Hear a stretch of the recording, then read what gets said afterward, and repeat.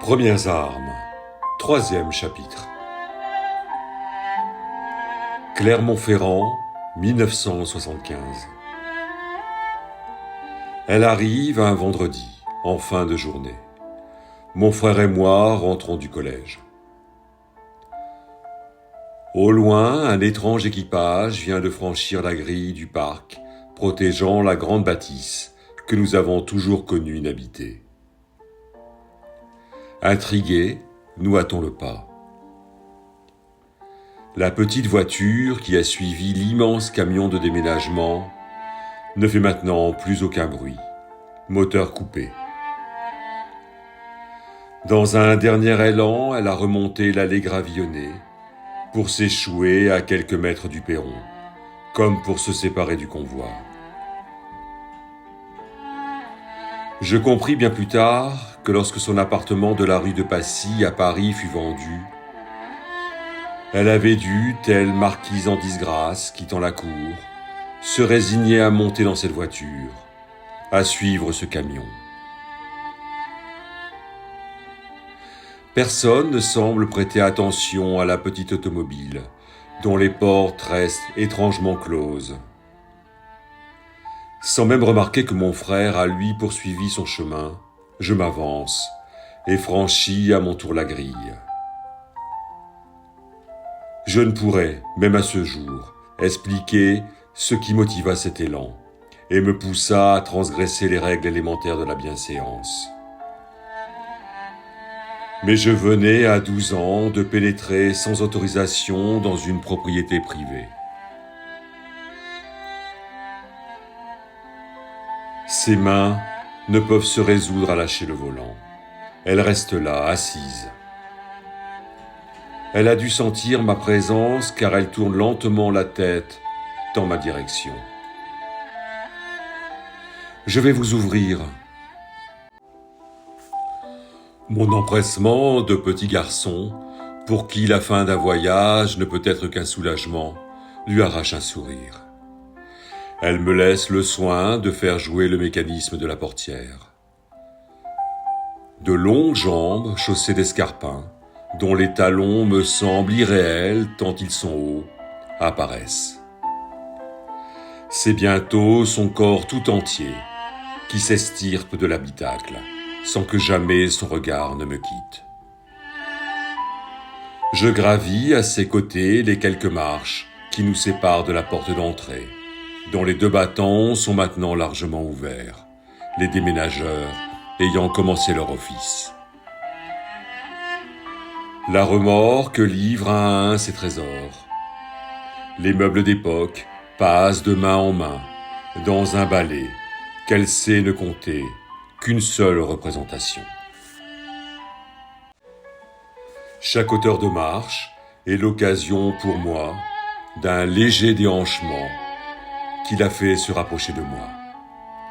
Je me prends à rêver aux 1665 marches de la Tour Eiffel.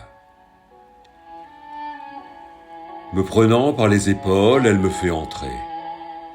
À chacune de mes extases fait écho dans un souffle la plainte de ses regrets. Elle va au fil des pièces, de déception en déception. Je trouve cette maison fantastique. Tout y est immense.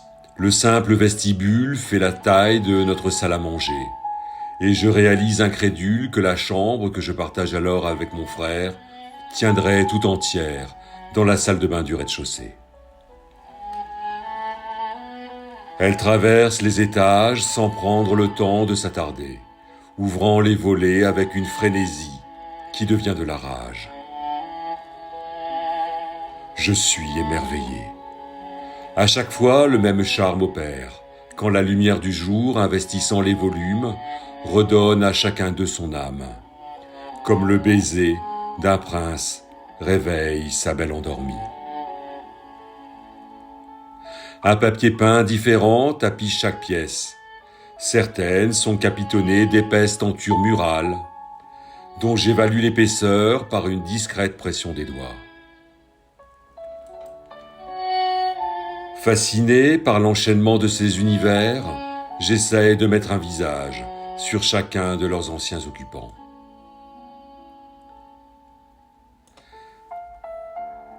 La course folle prend fin dans une pièce, s'ouvrant sur l'immense pelouse du jardin.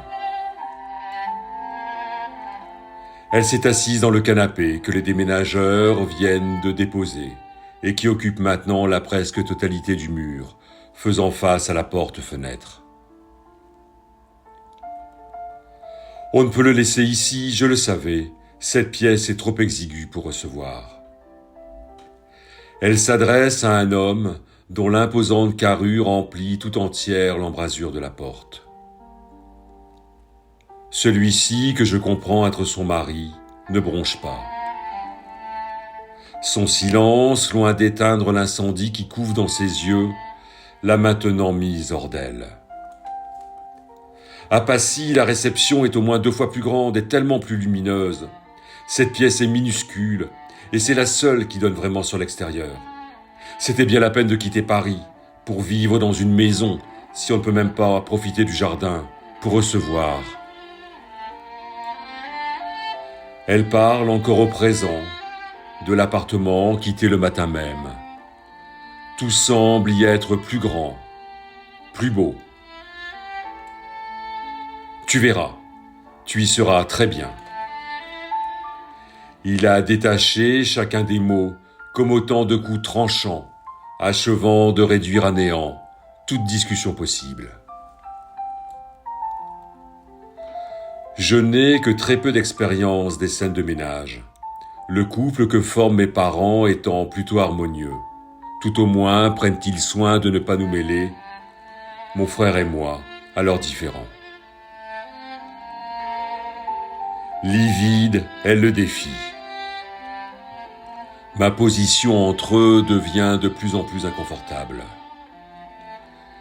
Je m'évertue à trouver alors les paroles susceptibles de détendre l'atmosphère.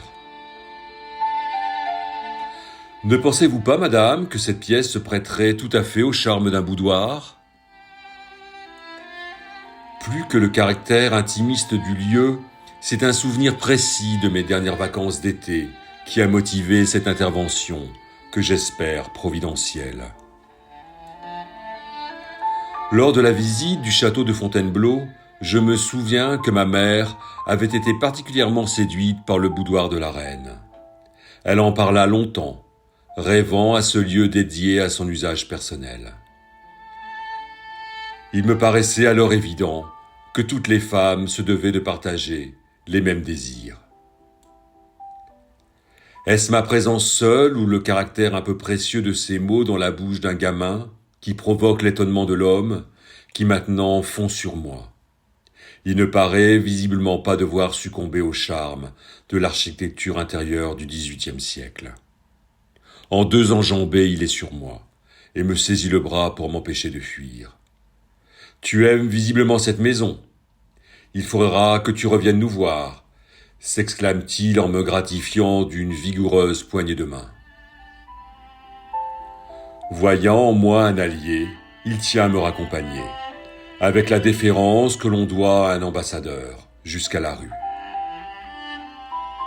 Elle, restée sur le perron, si frêle, les bras croisés sur la poitrine, se réfugie déjà au plus profond d'elle-même, pour échapper à ce lieu.